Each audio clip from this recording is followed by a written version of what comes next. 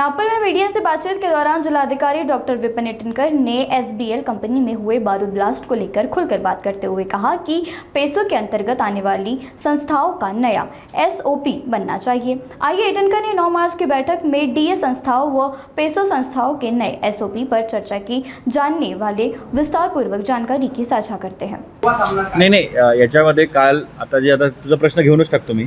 SBL कंपनीमध्ये जो स्फोट झाला त्याच्यामध्ये ते 25 किलोच्या वरचं असल्यामुळे ते पेसो आणि डिशकडे येत असतं। 25 किलोच्या खालचे आम्ही ऑलरेडी जेव्हा घटना घडली होती मी स्वतः कमिटी बनवून आम्ही त्या बंद करून टाकल्या।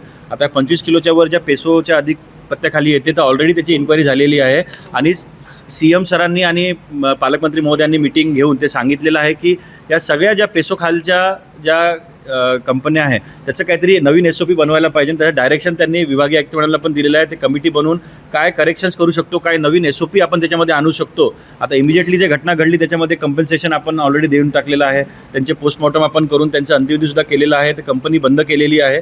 परंतु फ्युचरमध्ये असं न होण्यासाठी पेसो आणि डिशला अजून काही एसओपी बनवता येईल का, त्याच्यामध्ये काही ॲडिशनल चेकलिस्ट टाकता येईल का, ते अभ्यास करण्यासाठी आम्हाला सांगितलेलं आहे। कारण हे पेसोचा ॲक्ट सेंट्रल असल्यामुळे त्यांची आपल्याला मदत लागणार आहे आणि डिझास्टर ॲक्टमध्ये आपण काही अटी शर्ती घालू शकतो काय त्याचा पण आपण विचार याच्यामध्ये करणार आहे। मी ते सांगतो, यासाठीच मी बैठक 9 तारखेला लावलेली आहे। त्यांचं आपण इनपुट घेऊ, सगळं घेऊन मग एक एसओपी आपल्याला बनवावं लागेल। कारण याच्यामध्ये टीम एफर्ट लागणार आहे। जर फ्युचरमध्ये आपल्याला प्रिव्हेंट करायचं तर it will be a team effort.